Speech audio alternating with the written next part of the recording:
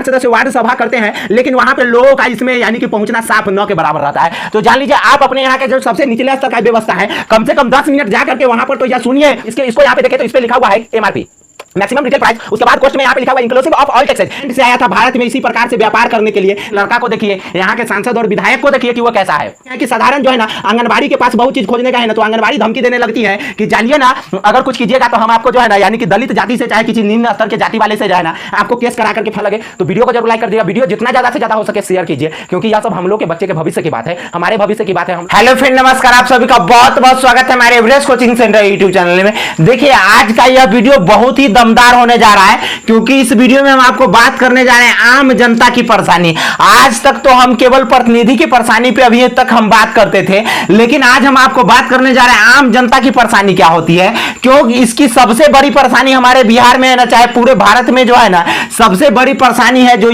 आज यह नाम का परेशानी है कि हम लोगों को हमारे ही राज्य में कुछ करने के लिए हमको घूस देना पड़ता है। छोटी से छोटी काम के लिए चाहे बड़े से बड़े काम के लिए क्यों घूस देना पड़ता है बताइए। क्या हम लोग टैक्स नहीं देते हैं? तो जान लीजिए जो टैक्स पेयर है, जो टैक्स पेयर है बड़े से बड़े, आप हमारे देश के सबसे बड़े अमीर व्यक्ति का नाम लीजिए। पहले अमीर व्यक्तियों के नाम में शुमार ऐसे तो अंबानी जी थे, लेकिन अब जो है ना यानी कि अडानी साहब हो गए हैं, यानी कि गौतम अडानी जी। आप लोग देखे होइएगा पिछले 4 से 5 दिन पहले कि गौतम अडानी जी को Z+ की सिक्योरिटी मिल गई है, यानी कि वही लोग भारत सरकार को जो टैक्स देते हैं उसके लिए उनको जो है ना यानी कि Z+ सिक्योरिटी मिल गई है। Z+ सिक्योरिटी सुरक्षा का मतलब आप लोग जानते हैं क्या? यानी कि इनके सुरक्षा में जब भी ये जहां चलेंगे तो इनके साथ साथ पुलिस का 2-3 सरकारी वाहन चलेगा, और उसके बाद जो है ना इनको मिलिट्री ऑफिसर यानी कि आर्मी का 31 गो जवान इनके साथ घेरा में रहेंगे, बुलेट प्रूफ कार मिलेगा और भी बहुत सारे चीज इसके सुविधा में आते हैं। तो क्या इसी बातों पे हम देखेंगे कि क्या हम लोग आम आदमी इसमें टैक्स नहीं देते हैं? हाँ, भले इतने ज्यादा टैक्स नहीं देते हैं, लेकिन ये लोग भी टैक्स देते हैं। तो किनकी पैसा से? तो हमको पैसा से। आप जान लीजिए बहुत सारे लोग इसमें हमारे साथी कहेंगे कि नहीं हम आम आदमी लोग टैक्स नहीं देते हैं। तो आपको हम यहाँ पे हमारे साथ कुछ है, यहाँ पे हमारे पास जो है ना यह एक जो है ना दवा का यह एक जो है ना यह पत्ता है, यह पतंजलि बाबा रामदेव जी का यानी कि पतंजलि का दंत कांति है, जिससे कि हम लोग यानी कि मुंह धोने का काम करते हैं। और मेरे पास जिस मार्कर से हम लिखते हैं इसका इंक है। इस तीनों पे आप ध्यान से देखिए। देखिए यह मार्कर का इंक है, यहाँ पे मार्कर के इंक का दाम क्या चीज है? एमआरपी यानी कि मैक्सिमम रिटेल प्राइस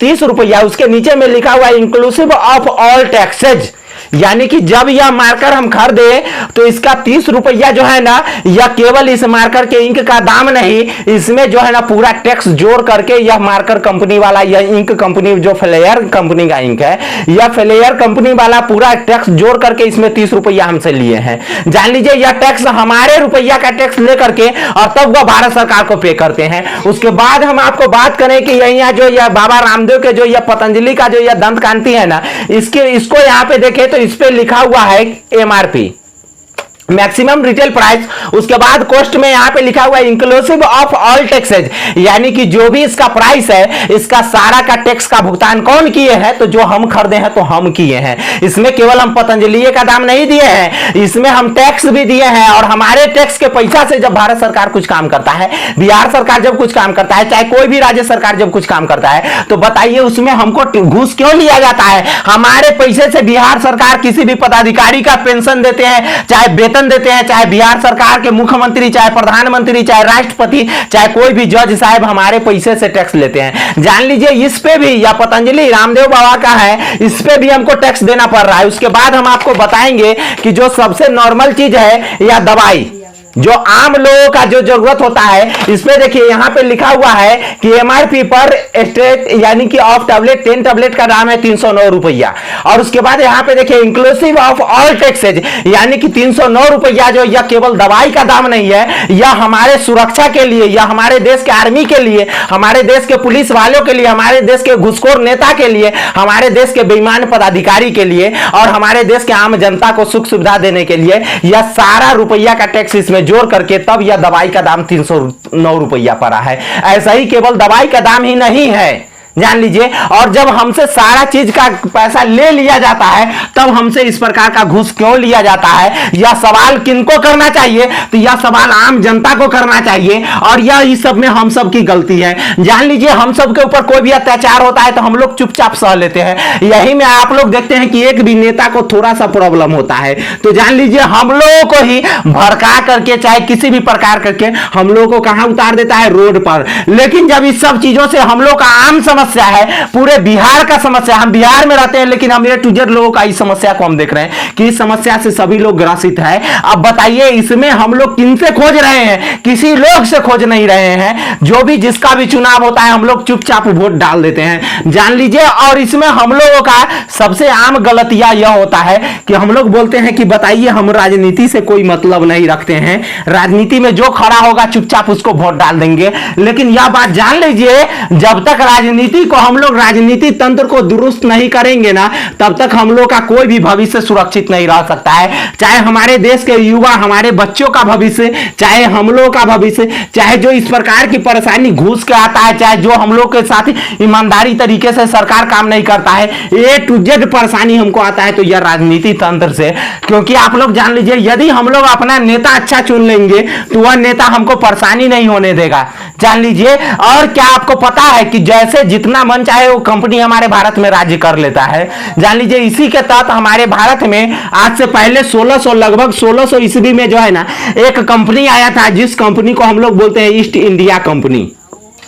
यह ईस्ट इंडिया कंपनी जो है ना इंग्लैंड से आया था भारत में इसी प्रकार से व्यापार करने के लिए। लेकिन जब इसको लग गया कि भारत में जो है ना यानी कि क्या चीज है, यह जब भारत में यह सामान बेचने और खरीदने से ज्यादा फायदा भारत के राजनीति पे कब्जा कर लेना है, तो उसी के तहत उसने भारत को यानी कि लगभग 1947 ईस्वी तक कब्जा किए रहा। 15 अगस्त 1947 ईस्वी के बहुत कड़ी मशक्कत के बाद इसमें हमारे हजारों जवान, हमारे हजारों वीर क्रांतिवीर हमारे इसमें जो है ना यानी कि फांसी की सजा सुनाई गई, हजारों लोगों का मौत का घाटी उतार दिया गया उस अंग्रेज के द्वारा। जान लीजिए वही गलती आज भी हम लोग कर रहे हैं, क्योंकि कोई भी हम लोग राजनीति तंत्र में हम लोग डायरेक्ट कह देते हैं कि हमको इस राजनीति से कोई मतलब नहीं। लेकिन जान लीजिए जब तक हम लोग राजनीति में अपना सपक्ष मान लेते हैं कि हम राजनीति नहीं कर सकते, लेकिन कम से कम इससे संबंधित जो हमारा मूलभूत कारण है वो तो खोज सकते हैं। जान लीजिए इससे सबसे पहला इसमें हमारा कारण होना चाहिए कि हम एक अच्छे नेता चुने।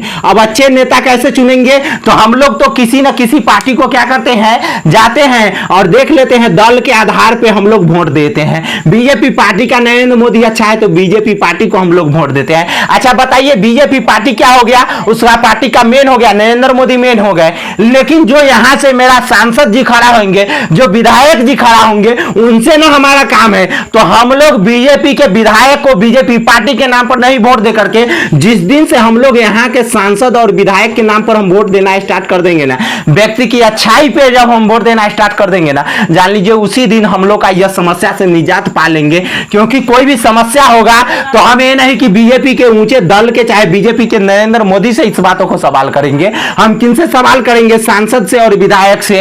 अब इसका एक गांव का हम एक उदाहरण देते हैं, इसको ध्यान से सुनिएगा। बताइए अगर हमको किसी का शादी करना होता है, मान लेते हैं कि हमको एक लड़की का शादी करना है। अब बताइए इस लड़की का शादी करने के लिए अगर हम जाएंगे लड़के ढूंढने के लिए तो क्या हम देखते हैं? हम लोग मूल चीज यह देखते हैं कि जिस लड़की से हम जिस लड़का को शादी करेंगे वह लड़का अच्छा होना चाहिए, कमाऊ होना चाहिए। उस लड़के के भले संपत्ति कम या ज्यादा है वह उसकी पारिवारिक मूल पर निर्भर करता है, लेकिन मूल मकसद हमारा होता है कि लड़का अच्छा होना चाहिए, लड़का के पास कामगार होना चाहिए या अच्छे से काम कर सके, लड़की को यानी कि कम से कम किसी भी परिस्थिति में दिक्कत ना हो सके, इस प्रकार के काम करने वाला होना चाहिए। उसी प्रकार से जब आप लोग अपना नेता चुनते हैं, सांसद को चुनते हैं, विधायक को चुनते हैं, आप लोग इस सांसद और विधायक के पिताजी यानी कि नरेंद्र मोदी पे नहीं जाइए। लड़का का पिताजी कितना अच्छा होगा तो जान लीजिए वो जब तक जीवित रहेंगे तभी तक तो अच्छे से रख सकते हैं, यानी कि फिर भी उस लड़का को ही रखना है। इसीलिए आप अपने दुल्हा को देखिए, अपने लड़का को देखिए, यहाँ के सांसद और विधायक को देखिए कि वो कैसा है। आप लोग दल के आधार पे किसी भी पार्टी को वोट देने का काम नहीं कीजिए। वो जो है ना, आप लोग सांसद और विधायक के आधार पे जब वोट दीजिएगा ना, और जान लीजिए तब आपको किसी भी थाने में चले जाइएगा, चाहे सरकारी दफ्तर में चले जाइएगा, वहां पर जैसा ही घूस शब्द का प्रयोग आप सुनिएगा ना, तो आप जिस आदमी को व्यक्तिगत उनके नाम पे जिसको वोट दिया है ना, उनको से जाकर के आप सवाल कर सकते हैं कि बताइए, जब इस यहाँ पे हम आपको वोट दिए हैं, हम यहाँ पर बिना किसी पार्टी राजनीति पार्टी को साजिश के तहत आपको जब वोट दिए हैं, तो बताइए हमसे जो ये घूस मांगा जा रहा है, इसके निवारण के लिए, इसका शिकायत के लिए हम किनके पास जाएं, और आप इस पर एक्शन क्यों नहीं लेते हैं। जान लीजिए आज अगर आप जाइए किसी सांसद या विधायक को कहने, तो कहेगा कि आप लेटर दे दीजिए, हम पार्टी के उच्च स्तर पे हम पहुंचा देंगे। देखिए हमारा बातें नहीं मानता है थाना अध्यक्ष। अरे भैया आप बताइए आपकी बात क्यों मानेगा?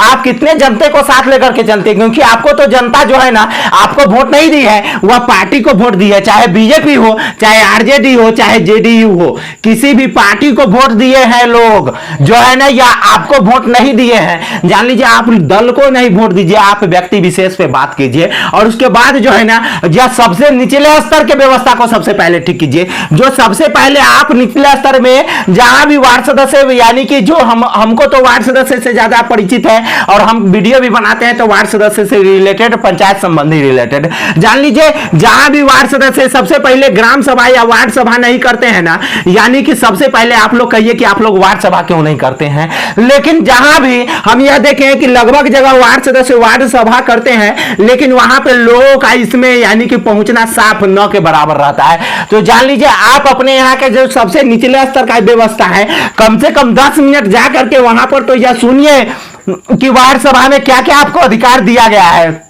ग्राम सभा क्यों लगाया जाता है। और जान लीजिए यहां पर अभी कितने जनता से पूछ करके उसके यहां का रोड का चाहे किसी भी प्रकार का काम कराया जाता है। जान लीजिए कितने जनता से यह पूछा जाता है कि बताइए आप इस वार्ड में किस व्यक्ति को ज्यादा जरूरत है आवास का।